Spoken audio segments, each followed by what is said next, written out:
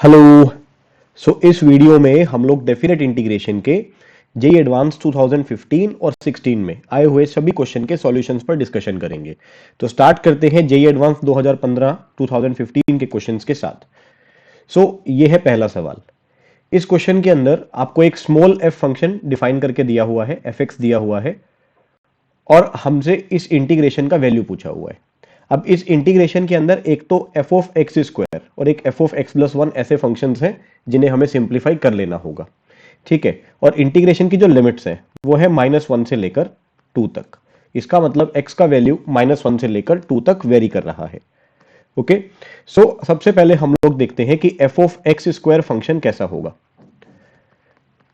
अगर x का value -1 से 2 तक जा रहा है तो हम ये सोच सकते हैं कि एक्स स्क्वायर का वैल्यू जो है वो 0 से लेकर 4 तक जा रहा होगा। ठीक है, x को अलग अलग इंटरवल्स में डिवाइड कर देते हैं। जैसे x का पहला इंटरवल हम बनाते हैं -1 से लेकर +1 तक का।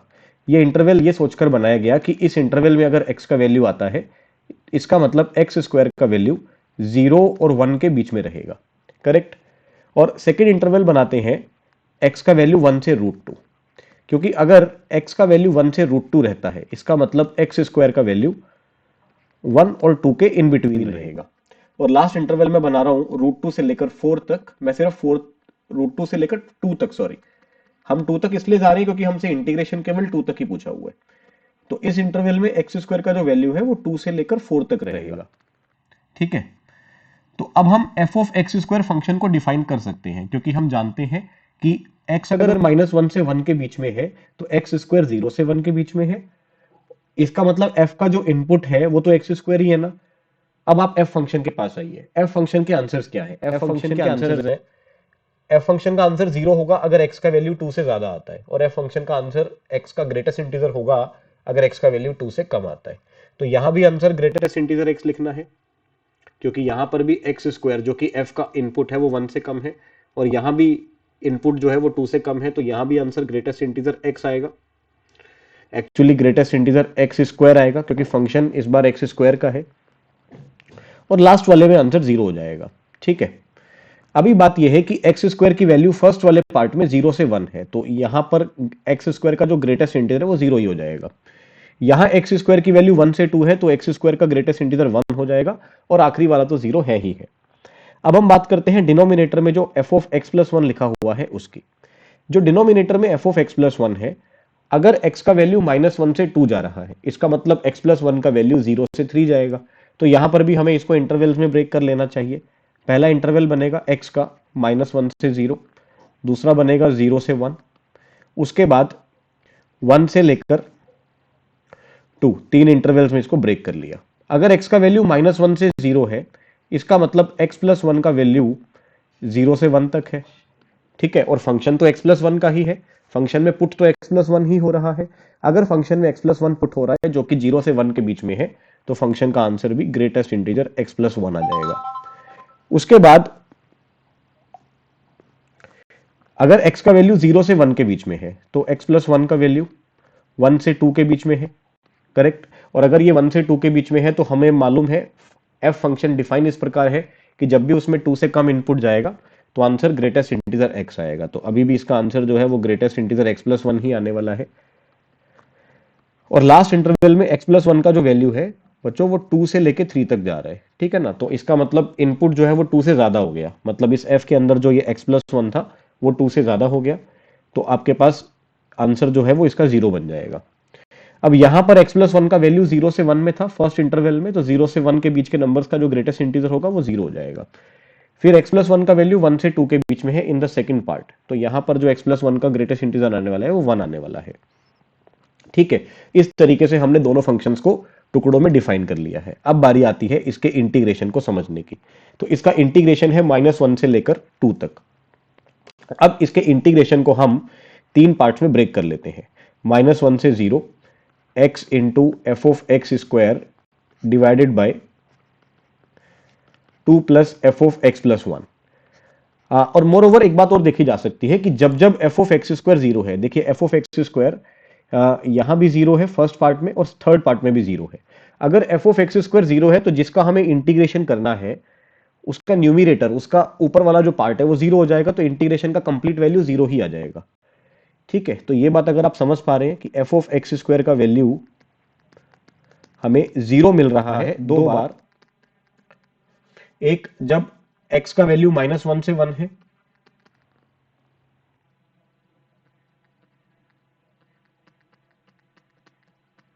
और दूसरा जब एक्स का वैल्यू √2 से 2 है। ठीक है जी, इन दोनों ही पार्ट्स में इंटीग्रेशन हमारा फाइनली जीरो रहेगा। इसका मतलब ये हुआ कि हमें इंटीग्रेशन सिर्फ 1 और √2 के इन बिटवीन ही करना है, बाकी इंटरवल्स में तो हमारा इंटीग्रेशन जीरो ही हो जाएगा। ठीक है, तो यहां हम इंटीग्रेशन को सिर्फ और सिर्फ 1 से √2 के बीच में ही सॉल्व कर लें तो उससे भी हमारा आंसर करेक्ट आ जाएगा।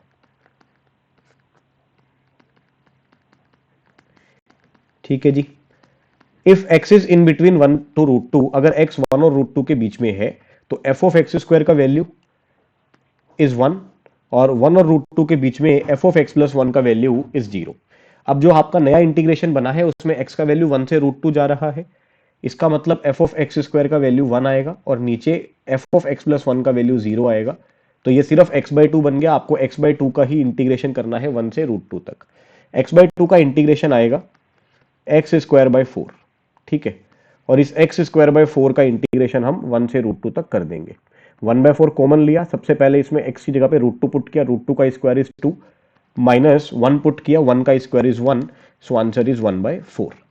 ठीक है जी, तो इसका आंसर होगा 1/4। और आपसे क्या पूछा हुआ था, 4 इंटू इंटीग्रेशन -1, भाई ये i का आंसर आया है, और हमसे पूछा हुआ है 4 इंटू आई -1, तो i का वैल्यू यहां पुट कर देंगे, 4 into 1/4 -1, answer finally is equal to 0।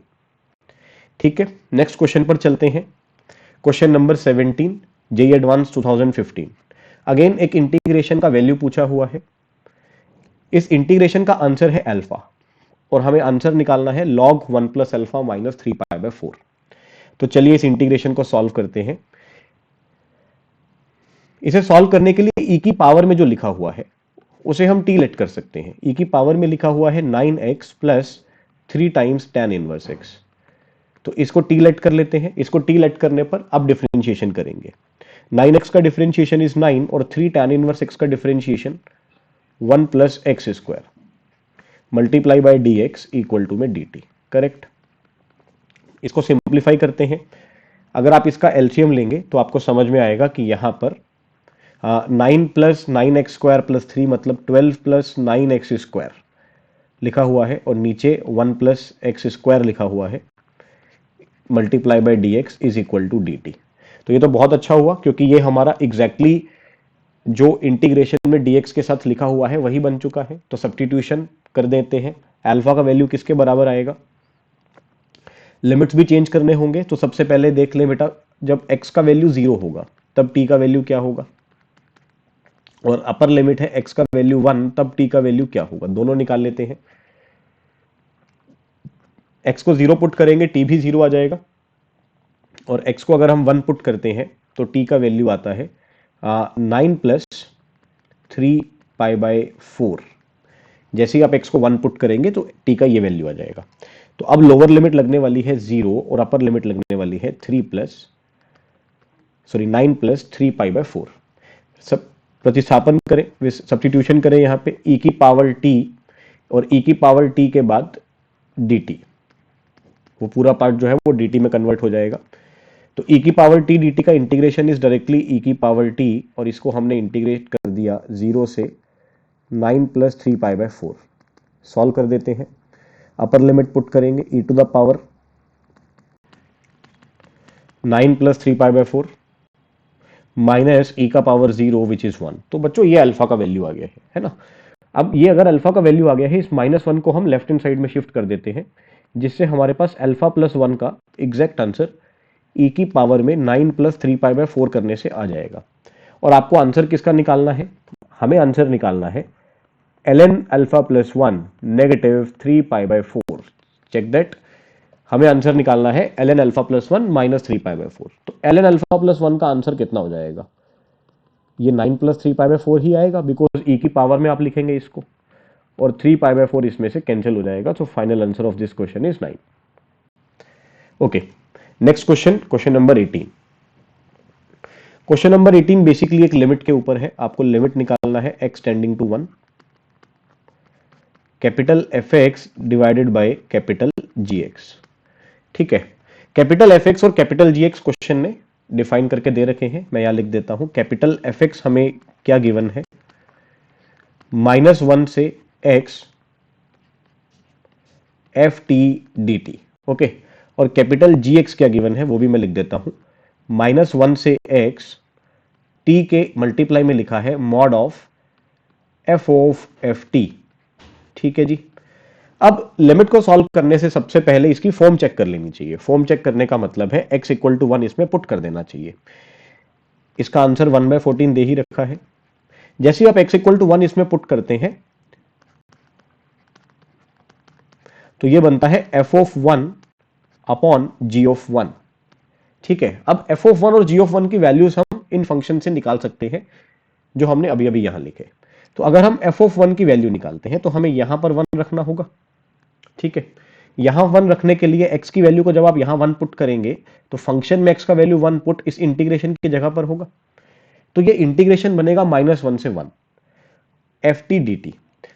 Question के अंदर एक छोटा सा इंफॉर्मेशन दे रखा है, एक बार चेक करिए। क्वेश्चन के अंदर दे रखा है कि जो f फंक्शन है that is a odd function. ठीक है, f फंक्शन जो है वो ऑड फंक्शन है, और अगर आप ऑड फंक्शन का इंटीग्रेशन -1 से 1 तक कर लेते हैं तो आंसर 0 आएगा। इसका मतलब f ऑफ 1 का आंसर 0 आ रहा है। सिमिलरली ये फंक्शन भी ऑड फंक्शन है। अगर आप t को -t से रिप्लेस करेंगे, मॉड के अंदर तो माइनस खत्म हो जाएगा लेकिन ये t तो -t बनेगा। ठीक है, तो ये फंक्शन भी एक ऑड फंक्शन है। इसमें भी अगर आप x को 1 पुट करते हैं तो -1 से 1 का इंटीग्रेशन 0 ही आता है। ठीक है जी, तो f of 1 upon g of 1 का जो फॉर्मेट बैठ रहा है वो 0/0 फॉर्मेट बैठ रहा है। तो जब भी लिमिट में 0/0 फॉर्मेट बैठता है तो उसको सॉल्व करने के लिए हम कौन सा रूल अप्लाई करते हैं, हम अप्लाई करते हैं LH rule. LH rule apply करने के लिए लिमिट x टेंडिंग टू 1 ही रहेगा, लेकिन न्यूमरेटर डिनोमिनेटर दोनों के अलग अलग डिफरेंशिएशन हो जाएंगे। ऊपर वाले का डिफरेंशिएशन f' हो जाएगा, नीचे वाले का डिफरेंशिएशन g' हो जाएगा। आंसर आपको पहले ही 1/14 दे रखा है। तो अब हमें f' और g' को निकाल लेना चाहिए। fx और gx दोनों फंक्शंस आपको दे रखे हैं। इन दोनों फंक्शंस की हेल्प से हम लोग न्यूटन लैबनीज रूल लगाते हैं। न्यूटन लैबनीज रूल को लगा के हम f' और g' को फाइंड आउट कर लेते हैं। तो यदि आप f' को फाइंड आउट करते हैं न्यूटन लैबनीज लगा के तो आंसर आपके पास आता है fx। ठीक है, और यदि आप g' लगाते हैं सेम न्यूटन लैबनीज को सॉल्व करके तो आंसर आता है x into mod of f of fx। Correct. इन दोनों वैल्यूज को लिमिट वाले एक्सप्रेशन के अंदर पुट कर देते हैं। यहां पर लिमिट x टेंडिंग टू 1, तो सबसे पहले f' का वैल्यू आपके पास fx आ गया है और नीचे वाले का वैल्यू आपके पास x into f of fx का मॉड्यूलस आ गया है which is equal to 1/14। Now put x equal to 1 इस लिमिट को सॉल्व करने के लिए। तो यहां पे आप f ऑफ 1 लिखेंगे, नीचे x को 1 लिखेंगे, पर ये मल्टीप्लाई में है, कोई फर्क नहीं पड़ेगा, और ये बन जाएगा f ऑफ f1 और इसका मॉड भी बनेगा इक्वल्स टू 1/14। शायद हमें f ऑफ 1 का वैल्यू दे रखा है क्वेश्चन में, एक बार चेक करिए। f ऑफ 1 का value yes it is given, f of 1 का value is equals to half. Okay, चलिए तो इस f ऑफ 1 के वैल्यू को यूज करते हैं। f ऑफ 1 का वैल्यू हाफ दे रखा है, सो ऊपर हाफ बनता है बेटा, और अपॉन में 1 इंटू f ऑफ f1 मतलब मॉड में f ऑफ हाफ बन जाएगा। यहां भी हम f ऑफ 1 को हाफ लिख देंगे तो ये भी आपका मॉड में f हाफ बनेगा इक्वल टू 1/14। 2 से 14 कैंसिल करेंगे 7 आएगा। इसका मतलब f ऑफ हाफ का जो मॉड है वो 7 आ चुका है। तो f ऑफ हाफ के हमारे पास कितने आंसर्स आ जाएंगे, 2 आंसर्स आ जाएंगे, +7 एंड -7। ओके, लेकिन अब फंक्शन कैसा है बेटा, फंक्शन एक ऑड फंक्शन है और इसने एक बात और दे रखी है जिससे हम -7 को रिजेक्ट कर पाएंगे, और वो बात क्या है कि ये ऑड फंक्शन है and vanishes exactly at 1 point. Vanishes का मतलब होता है आंसर का 0 आना। ये फंक्शन एक ऑड फंक्शन होने के साथ साथ सिर्फ एक ही पॉइंट पे 0 आंसर देता है, और ये बात हमें याद होनी चाहिए कि एक ऑड फंक्शन 0 पर 0 आंसर तो देता ही है। तो क्योंकि फंक्शन ऑड है तो 0 पर तो इसका आंसर 0 आएगा ही, और ये बात भी गिवन है कि इसका आंसर एक ही पॉइंट पर 0 आता है। इसका मतलब 0 के अलावा इस फंक्शन का कोई भी रूट नहीं होना चाहिए। 1 पे फंक्शन का वैल्यू हाफ आ चुका है। हाफ पर फंक्शन का वैल्यू अगर -7 हम ट्रीट करते हैं, देन इस फंक्शन का हाफ और 1 के बीच में एक रूट और आ जाएगा, जो कि क्वेश्चन में दिए गए फैक्ट को कॉन्ट्राडिक्ट कर देगा। इसलिए f of half equal to -7 हमें रिजेक्ट करना पड़ेगा। तो f ऑफ हाफ का ओनली आंसर इस क्वेश्चन के लिए आपका 7 आ जाएगा।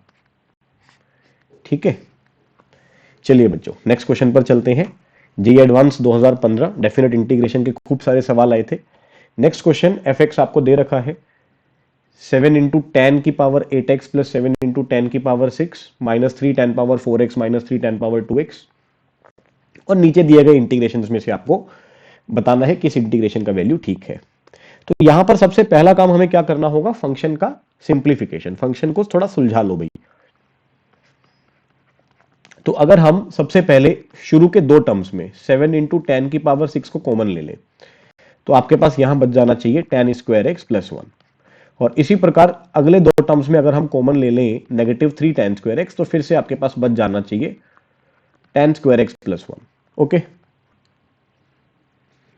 टेन स्क्वायर एक्स प्लस 1 को आप सेकंड स्क्वायर एक्स मान लो,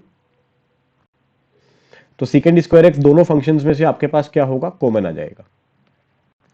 7 into ten power 6x minus 3 into ten square x multiplied with second square x. ठीक है जी, ये फंक्शन आपका बन चुका है।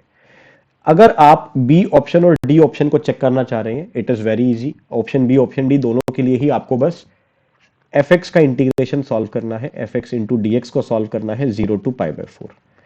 fx को हम रख देते हैं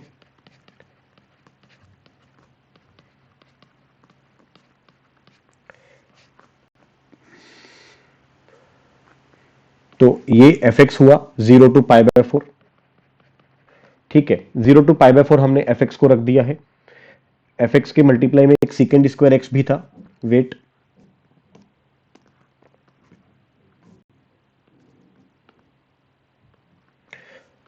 सेकेंड स्क्वायर एक्स इंटू में dx। इसका इंटीग्रेशन करने के लिए हमें एक सब्स्टिट्यूशन करना होगा, हमें tan x को t मान लेना होगा। अगर आप tan x को t मानेंगे तो सेकेंड स्क्वायर एक्स dx का जो वैल्यू है वो dt आ जाएगा। ठीक है, तो ये आपके पास जो इंटीग्रेशन बनता है वो 7t power 6 minus 3t square, और सेकेंड स्क्वायर एक्स dx आपका dt बन जा रहा है। x को आप 0 रखेंगे t भी 0 आ रहा है, x को अगर आप 1 रखेंगे तो t भी आपके पास, सॉरी x को अगर आप π/4 रखेंगे तो t 1 आ रहा है। इसका इंटीग्रेशन आपको t power 7 minus t power 3 दिखाई देगा, जिसको हमें 0 से 1 तक सॉल्व करना होगा। ठीक है, यहां अगर आप 1 पुट करते हैं तो भी आपको 0 मिल रहा है, और अगर आप 0 पुट कर रहे हैं तो भी आपको 0 मिल रहा है। इसका मतलब इस इंटीग्रेशन का जो आंसर है वो 0 आ रहा है। सो बी और डी में से आपका बी ऑप्शन करेक्ट है। ए और सी में थोड़ा सा इंटीग्रेशन आपको लेंदी करना पड़ेगा, बाय पार्ट्स लगाना पड़ेगा, क्योंकि वहां पर सिर्फ एफ एक्स नहीं है, वहां पे एफ एक्स के साथ साथ एक्स मल्टीप्लाई में भी है।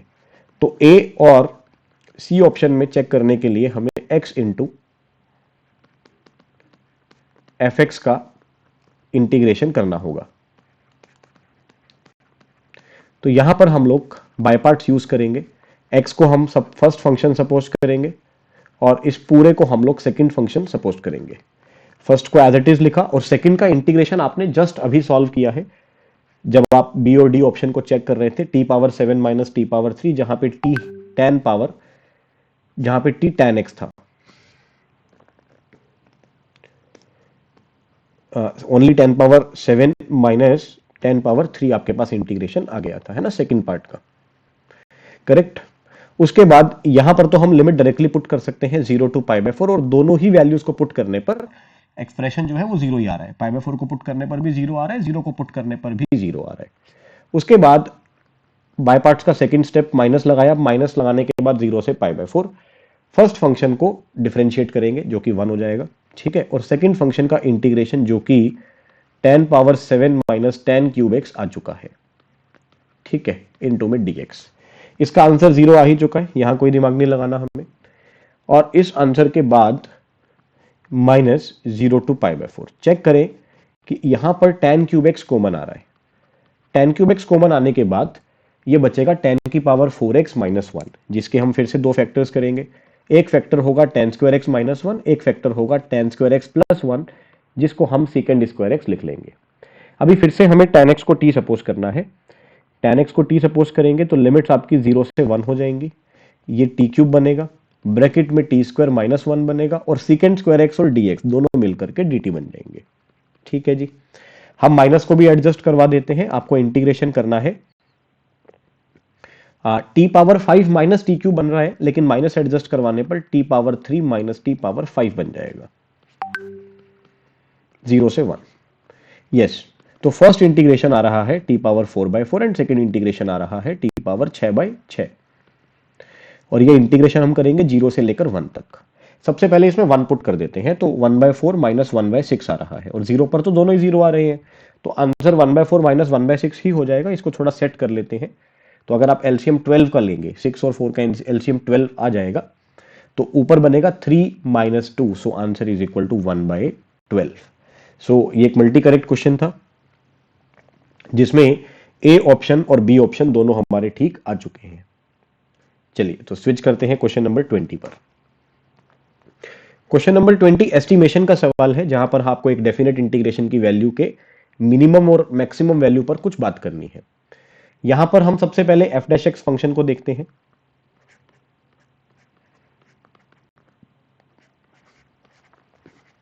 एफ डैश एक्स फंक्शन आपको दे रखा है 192x³ upon 2 plus sine power 4 पाई एक्स। ऑब्वियसली आपको यहां पर इंटीग्रेशन तो नहीं करना होगा इसका, ये इंटीग्रेबल या बहुत इजीली इंटीग्रेबल फंक्शन नहीं है। हम ये चेक करते हैं कि यहां पर x का वैल्यू कहां से कहां तक वेरी कर रहा है। तो आपको जो इंटीग्रेशन का वैल्यू बताना है, उसमें हम fx का इंटीग्रेशन 1/2 से 1 तक कर रहे हैं। तो हम इस पूरे फंक्शन को 1/2 से 1 के बीच में ऑब्जर्व करना स्टार्ट करते हैं। ठीक है, तो यहां पर आपको ये देखना होगा कि इसका जो न्यूमिरेटर है 192x³, 1/2 से 1 के इंटरवल में ये न्यूमिरेटर इंक्रीज कर रहा है। जैसे जैसे x को आप इंक्रीज कराओगे, वैसे वैसे x³ भी इंक्रीज करेगा, तो न्यूमिरेटर इंक्रीज कर रहा है। न्यूमिरेटर के बाद हम आएंगे डिनोमिनेटर पे, नीचे वाले पार्ट पे आएंगे। अगर x का वैल्यू हाफ से 1 है, इसका मतलब पाई x का वैल्यू π/2 से पाई है, और अगर पाई x का वैल्यू π/2 से पाई है, इसका मतलब ये सेकंड क्वाड्रेंट की जर्नी है। सेकंड क्वाड्रेंट में साइन का वैल्यू है, तो सेकंड क्वाड्रेंट में साइन क्या कर रहा होता है, डिक्रीज कर रहा होता है, तो साइन की पावर 4 भी सेकंड क्वाड्रेंट में डिक्रीज करेगा। सो x के इस इंटरवल में, हाफ से 1 के इंटरवल में, न्यूमिरेटर हमेशा इंक्रीज कर रहा है, जबकि डिनोमिनेटर हमेशा डिक्रीज कर रहा है। करेक्ट, न्यूमिरेटर हमेशा इंक्रीज कर रहा है, डिनोमिनेटर हमेशा डिक्रीज कर रहा है। तो हम ये कह सकते हैं कि एफ डैश खुद क्या करेगा बेटा, खुद इंक्रीज ही तो करेगा। जिसका न्यूमिरेटर हमेशा बढ़ता जाए और डिनोमिनेटर हमेशा घटता जाए, वो फंक्शन x की वैल्यू हाफ से लेकर 1 तक हमेशा इंक्रीज करेगा। तो एफ डैश एक्स बेटा हाफ से 1 तक अगर इंक्रीज करता है, तो यहां पर मैं एक छोटी सी बात और बोल सकता हूं कि एफ डैश एक्स का जो वैल्यू होगा वो एफ डैश हाफ से ज्यादा होगा, क्योंकि फंक्शन ऑलवेज इंक्रीजिंग है। तो हाफ पे आंसर मिनिमम होगा और 1 पे आंसर मैक्सिमम होगा। तो हाफ से 1 के इंटरवल में अगर हम बात करेंगे ना, तो एफ डैश हाफ कम से कम होगा और एफ डैश 1 मैक्सिमम होगा। अगर आप एफ डैश हाफ निकालते हैं तो x को हाफ रख दीजिएगा, आंसर 8 आ जाएगा, और एफ डैश 1 को अगर आप सॉल्व करते हैं तो ये 96 आ जाएगा। ठीक है, तो ये हमारे पास एफ डैश एक्स आ गया है। नाउ अगर तीन चीजें एक इनइक्वालिटी में होती हैं, तो उनके इंटीग्रेशंस भी उसी इनइक्वालिटी में होते हैं। तो मैंने तीनों को इंटीग्रेट किया 1/2 से 1। तो अगर x की वैल्यू 1/2 से 1 में ये इनइक्वालिटी सही थी, तो 1/2 से लेकर 1/2 से x तक, 1/2 से लेकर x तक हमने इसे क्या कर लिया, इंटीग्रेट कर लिया। ठीक है,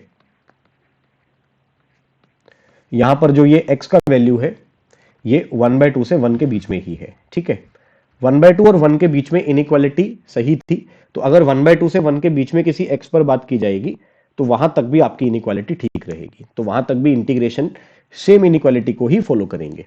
ठीक है, अब तीनों का इंटीग्रेशन सॉल्व कर लेते हैं। इसका इंटीग्रेशन आएगा 8x, जिसपे आप लिमिट पुट करेंगे हाफ से x। इसका इंटीग्रेशन fx आ जाएगा, जिस पे आप लिमिट पुट करेंगे हाफ से x, और इसका इंटीग्रेशन 96 कॉमन लेने के बाद x ही आ जाएगा, इस पर भी हम लिमिट हाफ से x लगा देंगे। तो स्टूडेंट्स आप अपर लिमिट लोअर लिमिट्स को पुट कर ले, 8x माइनस 4, यहां fx माइनस f हाफ, और यहां 96x माइनस 48 आपके पास आ जाएगा।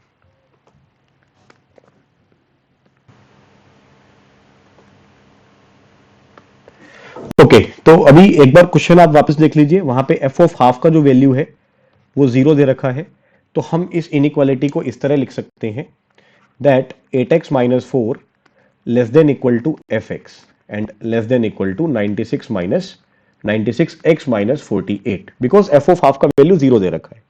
अब क्योंकि ये इनइक्वालिटी भी सही है, तो अगर हम इन सब का इंटीग्रेशन हाफ से 1 में कर दें तो वहां भी आपका इनइक्वालिटी जो है वो प्रिजर्व रहेगा, ठीक है ना। अगर ये तीन फंक्शन इस ऑर्डर में है तो इनके इंटीग्रेशंस भी इसी ऑर्डर में आ जाएंगे।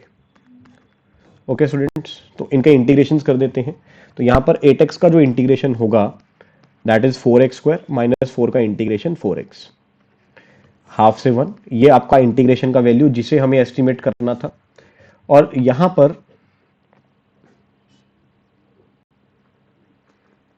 इंटीग्रेशन होगा 48x² माइनस 48x, 1/2 से 1 तक। तो इन दोनों के वैल्यूज को सॉल्व करने के बाद, जैसे यहां पर अगर हम 1 को पुट करेंगे तो 1 पुट करने पर 0 आ रहा है, नेगेटिव हाफ पुट करने पर यहां आ रहा होगा 4 इंटू 1/4,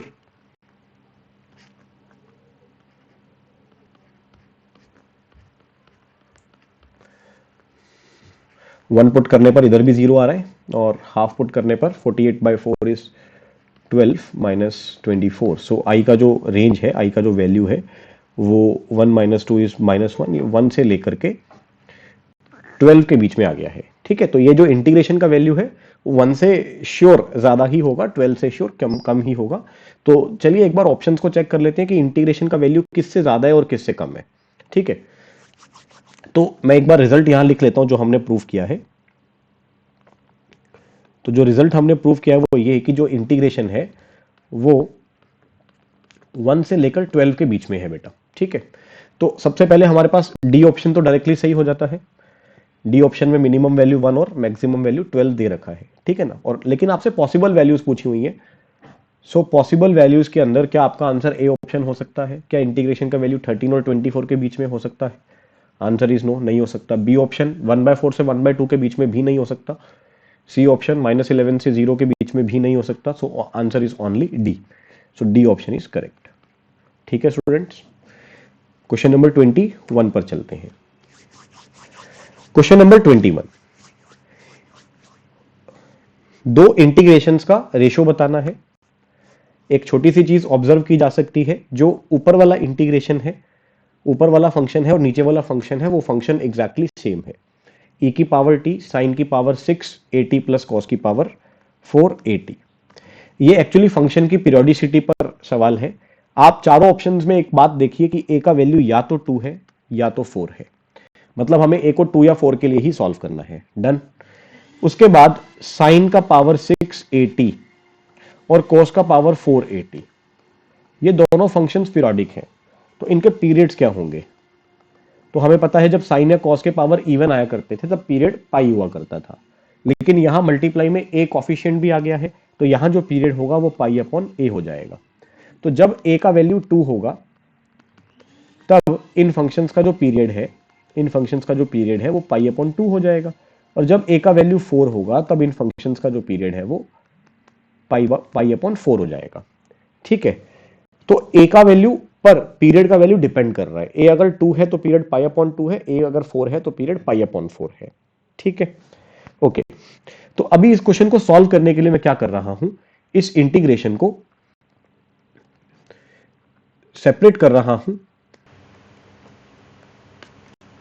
यस, तो फर्स्ट इंटीग्रेशन हमने बनाया 0 से pi, okay, e to the power t then sine power 6 at plus cos power 4 at। ये इंटीग्रेशन डिनोमिनेटर में भी लिखा हुआ है, और ये इंटीग्रेशन हमने ऊपर वाले पार्ट को ब्रेक करके भी ले आया है, ठीक है ना। तो जब आप ऊपर न्यूमरेटर के फंक्शन को ब्रेक करेंगे तो पहला इंटीग्रेशन आपका 0 से पाई ब्रेक होगा, ठीक है, सेम फंक्शन, इस फंक्शन को आप एफ टी कह सकते हैं। ओके, और इसी प्रकार से आपका सेकेंड इंटीग्रेशन जो है वो पाई से 2 पाई ब्रेक होगा, थर्ड स्टेप इसका 2 पाई से 3 पाई ब्रेक होगा, एंड लास्ट स्टेप इसका इंटीग्रेशन ब्रेक होगा 3 पाई से 4 पाई। डन। तो अभी मैं फर्स्ट इंटीग्रेशन का वैल्यू तो आई सपोज कर ही चुका हूं, मैं सेकंड इंटीग्रेशन के वैल्यू पर दिमाग लगाता हूं, ठीक है ना। तो सेकंड इंटीग्रेशन का वैल्यू पाई से 2 pi e to the power t sin to the power 6 at plus cos to the power 4 at dt, इस तरीके से मेंशन्ड है। यहां पर मैं एक सब्स्टिट्यूशन करूंगा, मैं t को लिखूंगा u प्लस पाई, ठीक है, ताकि मैं इसके लिमिट्स को 0 से पाई ला सकूं। जैसे ही मैं t को u प्लस पाई लिखूंगा तो इस इंटीग्रेशन के लिमिट्स जो है वो 0 से पाई आ जाएंगे। उसके बाद e का पावर t, e की पावर u प्लस पाई बनेगा। और सबसे अच्छी बात यह है कि फंक्शन में एक्चुअली में कोई चेंज नहीं होने वाला है। अगर आप t की जगह पे u प्लस पाई रखेंगे तो हमारी अभी क्या बात हुई कि a के ऑप्शंस में 2 ही वैल्यू दिए गए हैं, 2 या 4, और दोनों वैल्यूज के लिए साइन पावर 6 और कोस पावर 4 वाले फंक्शंस के जो पीरियड्स हैं, क्या वो पाई बाय 2 और पाई बाय 4 आ रहे हैं? अगर वो पाई बाय 2 और पाई बाय 4 आ रहे हैं तो पाई तो दोनों का मल्टीपल है, पाई बाय 4 का 4 टाइम्स पाई होता है और पाई बाय 2 का 2 टाइम्स पाई होता है। इसका मतलब अगर वो फंक्शंस पाई बाय 4 या पाई बाय 2 के बाद अपने आप को रिपीट करते हैं तो पाई के बाद तो श्योर अपने आप को रिपीट करेंगे ही। जिस फंक्शन का पीरियड पाई बाय 2 या पाई बाय 4 है उस फंक्शन का पीरियड पाई तो हो ही गया ना। तो अगर आप t को u प्लस पाई लिखेंगे तो आप इसको डायरेक्टली सिर्फ u ही लिख लेंगे तो भी इस फंक्शन को कोई फर्क नहीं पड़ेगा, क्योंकि इस फंक्शन का पीरियड पाई तो है ही है। ये फंक्शन पाई के बाद अपनी वैल्यूज को रिपीट तो करेगा ही करेगा। और आप यहां से ये भी ऑब्जर्व कर सकते हैं कि dt का वैल्यू du के बराबर आ रहा है। ठीक है जी, तो ये पूरी बात अगर आपको समझ में आती है तो आप इस e की पावर u प्लस पाई को फाइनली सेपरेट कर लो। e की पावर u अलग हो जाएगा, मल्टीप्लाई में e की पावर पाई अलग हो जाएगा, और e की पावर पाई कांस्टेंट है इसलिए इंटीग्रेशन से बाहर आ जाएगा, और इंटीग्रेशन से बाहर आने के बाद अंदर जो इंटीग्रेशन बचेगा वो एग्जैक्ट i के इक्वल ही बच जाएगा। ठीक है, सिमिलरली इन थर्ड इंटीग्रेशन, अगर हम यही दिमाग थर्ड इंटीग्रेशन में लगाते जो 2 पाई से 3 पाई वाला इंटीग्रेशन है, अगर आप यहां पर सेम बात सोचते तो आपको यहां t को रखना होता u प्लस 2 पाई। अगर आप यहां पे t को u प्लस 2 पाई रखते तो ये इंटीग्रेशन भी आपका 0 से पाई e की पावर u प्लस 2 पाई, और अंदर आपका सेम फंक्शन, क्योंकि अगर u को u प्लस पाई रखने से कोई फर्क नहीं पड़ा था तो इसे u प्लस 2 पाई रखने से भी कोई फर्क नहीं पड़ेगा। करेक्ट।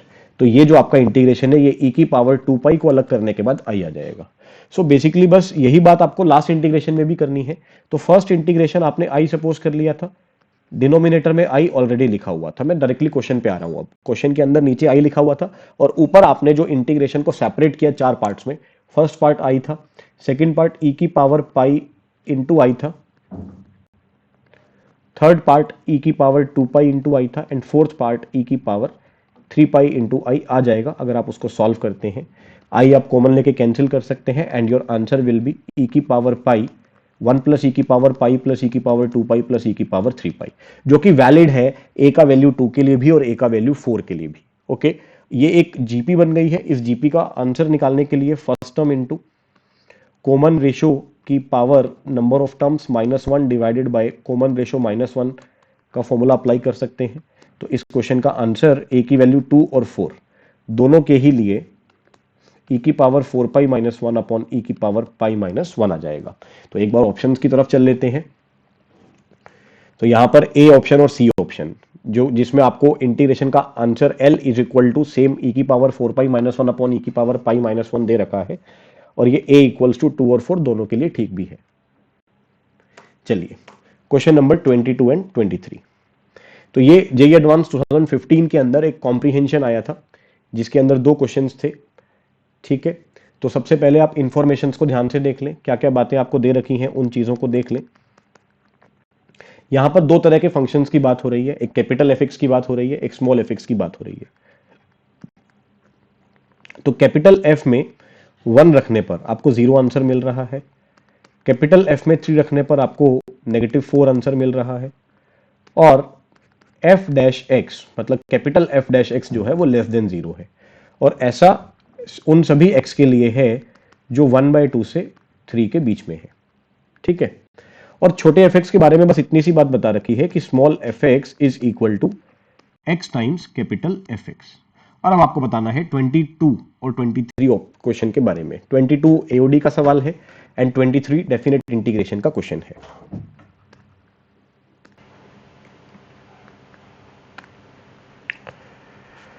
सो यहां पर फर्स्ट ऑप्शन जो है उसमें हमें f-1 को नेगेटिव बताना है, वो है या नहीं है। ठीक है, तो सबसे पहले हम लोग f(x) को डिफरेंशिएट कर लेते हैं।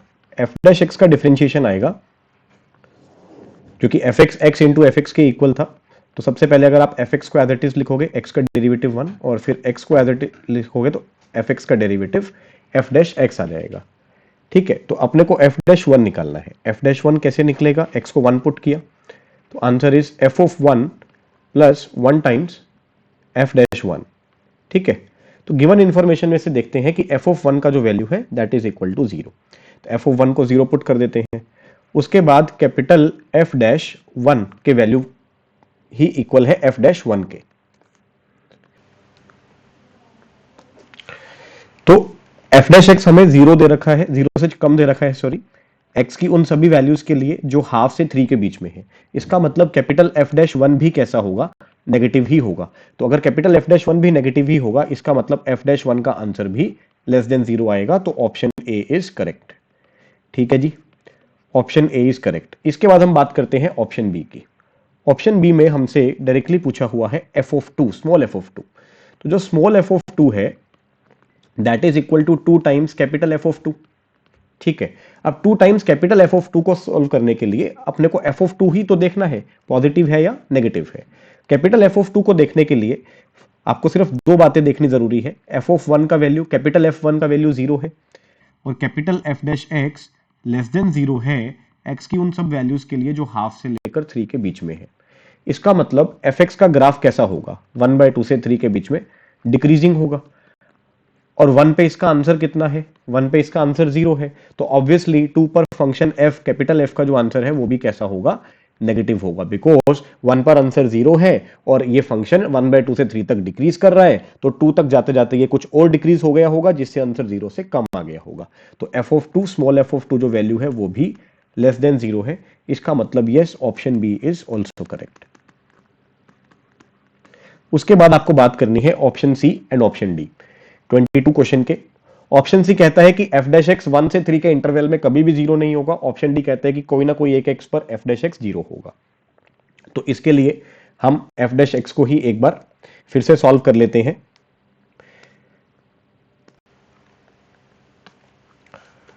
सो स्मॉल f'(x) की वैल्यू फिर से एक बार लिख लेते हैं। यह है capital f(x) plus x times f'(x). ठीक है, और हम ये जानना चाह रहे हैं कि 1 से 3 के बीच में ये कम से कम एक बार 0 होगा या नहीं होगा। तो एक बात सोचते हैं कि हमें 1/2 से लेकर 3 के इंटरवल में कैपिटल f' का आंसर तो नेगेटिव दे ही रखा है, जिससे हम ये पता लगा चुके हैं कि f(x) जो फंक्शन होगा वो डिक्रीजिंग होगा। साथ ही साथ हम ये भी जानते हैं कि f(1) का वैल्यू 0 है, और इन दोनों बातों से मिलाकर हम ये जरूर कह सकते हैं कि 1 से 3 के बीच में सभी x के लिए जो कैपिटल F का आंसर आएगा वो नेगेटिव आएगा, क्योंकि 1 पर आंसर 0 आ चुका है और 1 से लेकर 3 तक जो भी आपके x है उन पर आपका फंक्शन डिक्रीज करता करता अपना आंसर कैसा दे देगा? नेगेटिव आंसर दे देगा। और कैपिटल f' आपको नेगेटिव ऑलरेडी दे रखा है, तो क्योंकि आप कैपिटल f' को भी हाफ से 3 में 0 से कम प्रूव कर चुके हो और कैपिटल f(x) को भी 1/2 से या 1 से 3 के बीच में 0 प्रूव कर चुके हो, सॉरी 1 से 3 में ही ये 0 प्रूव होगा, इसका मतलब इसके दोनों ही पार्ट्स जो है वो नेगेटिव प्रूव हो चुके हैं। तो यह फंक्शन कंप्लीटली नेगेटिव ही होगा x के 1/2 से लेकर 3 के इंटरवल में। सो इसका 0, इसका कोई भी रूट 1 और 3 के बीच में नहीं आएगा। वेट, यहां भी मुझे 1 लिखना है। 1 और 3 के बीच में this function is always negative, f'(x) is always negative, therefore option C is also correct.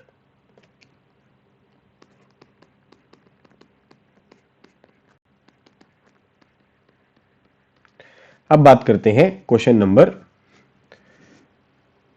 2 of this comprehension, इस कॉम्प्रीहेंशन का सेकंड क्वेश्चन। तो यहां पर बच्चों आपको दो इंफॉर्मेशन दे रखी हैं। पहली इंफॉर्मेशन है 1 से लेकर 3 तक x² f'(x) का इंटीग्रेशन, जिसका वैल्यू आपको दे रखा है -12, और दूसरा इंफॉर्मेशन है 1 से लेकर 3 तक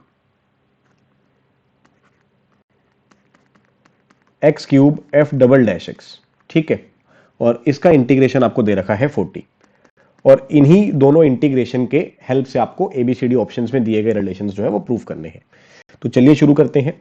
फर्स्ट इंटीग्रेशन में इसको फर्स्ट फंक्शन सपोज करेंगे, इसको सेकंड फंक्शन सपोज करेंगे और बाय पार्ट्स को अप्लाई कर देंगे। फर्स्ट को एज इट इज लिखा, सेकंड का integration is capital F x, यहां पे आपने लिमिट्स को लगाया 1 से 3 माइनस फर्स्ट का डेरिवेटिव 2x और सेकंड का इंटीग्रेशन कैपिटल एफ एक्स, यहां पे आपने dx लिखा, 1 से लेकर 3 तक इंटीग्रेट किया और इक्वल टू में -12 लिख दिया। अब अपर लिमिट को 3 पुट किया, 9 times f of 3, lower limit को 1 पुट किया, मतलब 1 टाइम्स f ऑफ 1, इन दोनों की वैल्यूज क्वेश्चन ने आपको दे रखी हैं। -2 को कॉमन लिया, 2 को कॉमन लेने के बाद ये x इंटू एफ एक्स जो है वो आपका स्मॉल एफ एक्स हो गया, जैसा कि क्वेश्चन ने दे रखा है 1 से 3 और answer is equal to -12। Now f of 3, capital f of 3 का वैल्यू जो क्वेश्चन ने आपको दे रखा है दैट इज -4, तो ये हुआ -36। f ऑफ 1 का वैल्यू आपको 0 दे रखा है, तो इसकी जगह पे कुछ ना लिखिए, -2 1 से 3 एफ एक्स, और ये इंटीग्रेशन आपके पास -12 आ चुका है। सारे नेगेटिव कैंसिल कर दो, सभी नेगेटिव कैंसिल करने के बाद 36 को राइट हैंड साइड में शिफ्ट कर देते हैं, तो आपके पास 1 से 3 एफ एक्स के इंटीग्रेशन की वैल्यू -12 के इक्वल आ जाती है। देयरफॉर इस क्वेश्चन का ऑप्शन डी इज करेक्ट, ठीक है, ऑप्शन बी और ऑप्शन डी में से इस क्वेश्चन का ऑप्शन डी करेक्ट होगा। चलिए भाई, अब इसके ए और सी में कौन सा सही है इसको देखने की कोशिश करते हैं। उसके लिए सेकंड इंटीग्रेशन को शुरू कर लें। तो सेकंड इंटीग्रेशन क्या था, x की power 3 into F double dash x, इसका भी इंटीग्रेशन आपको 1 से लेकर 3 के बीच में दे रखा था, इज इक्वल टू 40। यहां भी बाय पार्ट्स को अप्लाई करेंगे, इसको सपोज करेंगे फर्स्ट फंक्शन, इसको सपोज करेंगे सेकंड फंक्शन। तो फर्स्ट फंक्शन को एज इट इज लिखेंगे, सेकंड का इंटीग्रेशन जो होगा वो एफ डैश एक्स हो जाएगा, ठीक है जी, और यहां पे हमें लिमिट्स को लगाना होगा 1 से लेकर 3 तक।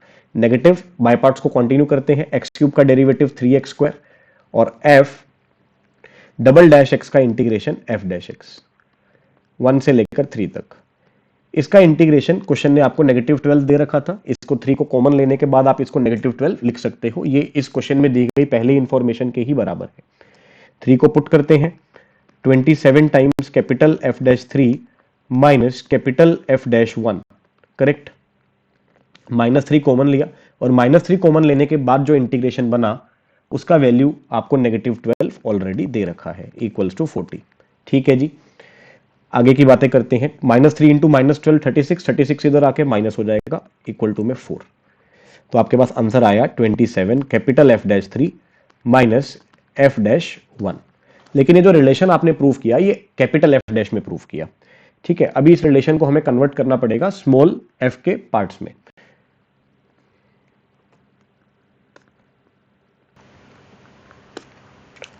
So using the concept that f dash x is given here, fx plus x f dash x, जो कि हम फर्स्ट क्वेश्चन को सॉल्व करते हुए भी इवेल्युएट कर चुके थे, स्मॉल f डैश का जो आंसर है वो capital F x plus x into capital F dash x के इक्वल है।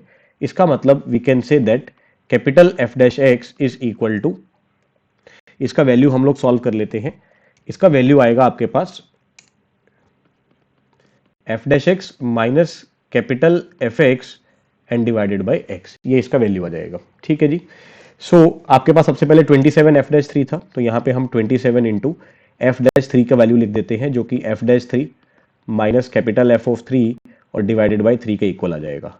इसमें से हमें माइनस करना था एफ डैश 1, तो यहाँ पे आप एफ डैश 1 लिखिए, जो कि F dash 1 minus F 1 divided bye 1 आ जाएगा, और इक्वल टू में आपके पास 4 तो है ही।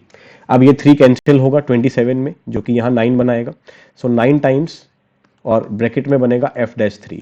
एफ ऑफ 3 का वैल्यू जो क्वेश्चन ने आपको दे रखा है दैट इज -4, सो यहाँ पर आपको +4 लिख देना है, ठीक है, minus f dash 1 as it is चलने दो, एफ डैश 1 और एफ 1 का वैल्यू 0 है, equals to 4। Okay, so 9 f dash 3, ये स्मॉल एफ है, 9 small f dash 3 plus 36 minus f dash 1 is equal to 4। 36 को भी अगर हम राइट हैंड साइड में शिफ्ट करवा देते हैं तो उसका वैल्यू -32 बनता है, और उसको आप लेफ्ट हैंड साइड में ही शिफ्ट कर लीजिए क्योंकि ऑप्शंस में ऐसा ही दे रखा है, तो 9 small f dash 3 minus small f dash 1 plus 32 is equal to 0। So option C is also correct. इस क्वेश्चन के आंसर्स थे option C and option D. Okay, तो जेई एडवांस 2015 के नेक्स्ट क्वेश्चन पर चलते हैं। यहां पर भी आप देखिए, आपको कैपिटल एफ एक्स फंक्शन अलग दे रखा है, स्मॉल एफ फंक्शन जो है वो अलग दे रखा है। तो कैपिटल एफ एक्स फंक्शन जो आपको दे रखा है उसको हमें डिफरेंशिएट कर लेना चाहिए, क्योंकि इस क्वेश्चन के अंदर f dash a plus two, capital F dash a plus two भी आपको मेंशन करके दे रखा है। तो जो आपको कैपिटल एफ एक्स फंक्शन दे रखा है मैं उसको डिफरेंशिएट कर रहा हूं। उसका डिफरेंशिएशन आएगा 2 कॉस स्क्वायर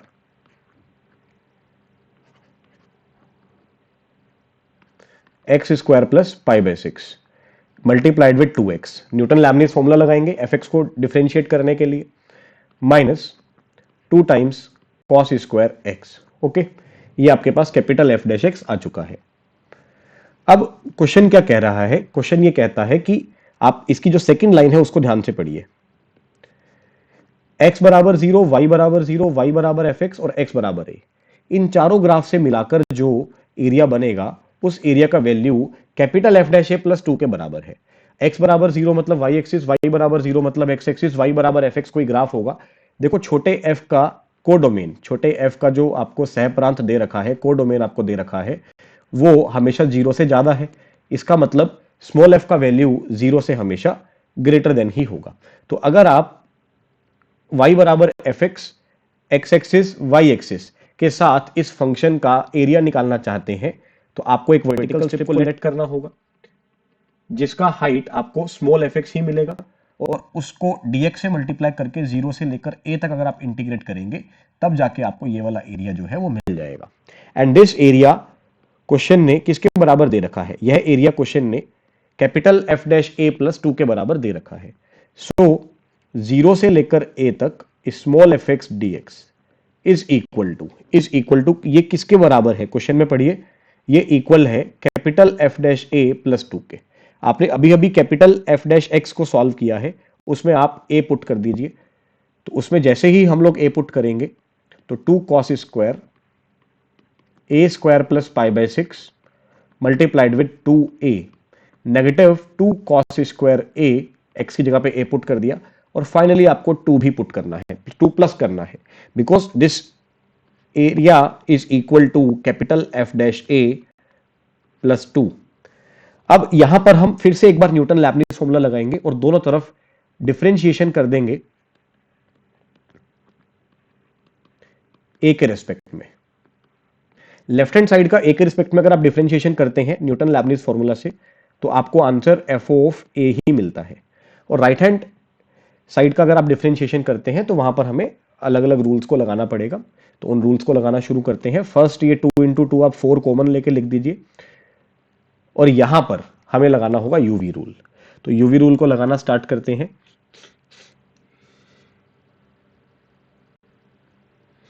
सबसे पहले कॉस स्क्वायर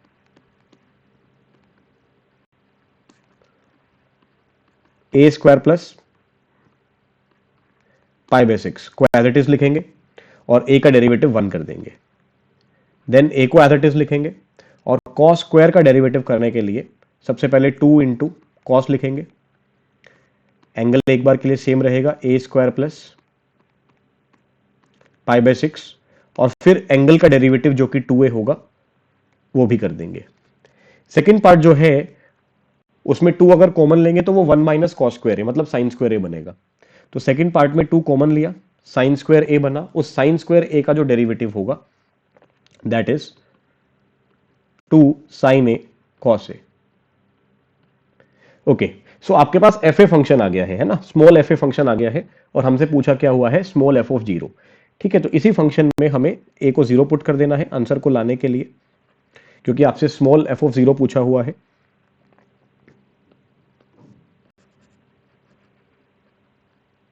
तो put a equal to 0 in both sides ताकि हम एफ ऑफ 0 को सॉल्व कर पाए। ओके, सो ए को 0 पुट करेंगे, 4 times cos square pi by 6, it means 30 degree. Wait, I should change the page.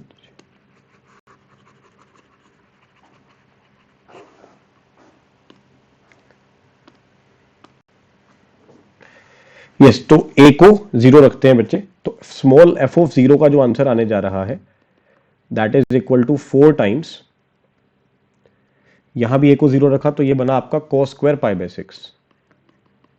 Okay, cos square pi by 6 के बाद यहां भी आपने ए को 0 रखा, ये पूरा पार्ट 0 हो गया और एक्चुअली ये पूरा पार्ट भी 0 हो गया। तो ए को 0 पुट करने पर ये भी पूरा पार्ट 0 बनता है और ये भी पूरा पार्ट 0 बनता है। सो एफ ऑफ 0 का जो वैल्यू है वो सिर्फ और सिर्फ फर्स्ट वाले में ही 0 पुट करके आपको मिल जाएगा। तो 4 टाइम्स cos 30 डिग्री का वैल्यू होता है √3/2, सो 4 इंटू √3/2 का होल स्क्वायर। सो आपका आंसर होगा 4 into 3/4 and answer of this question is equal to 3। तो ये थे जेईई एडवांस 2015 के सभी क्वेश्चंस। वीडियो थोड़ा लेंदी हो गया है, सो जेईई एडवांस 2016 के जो क्वेश्चंस है वो मैं इस वीडियो के पार्ट 2 में बना दूंगा। ठीक है।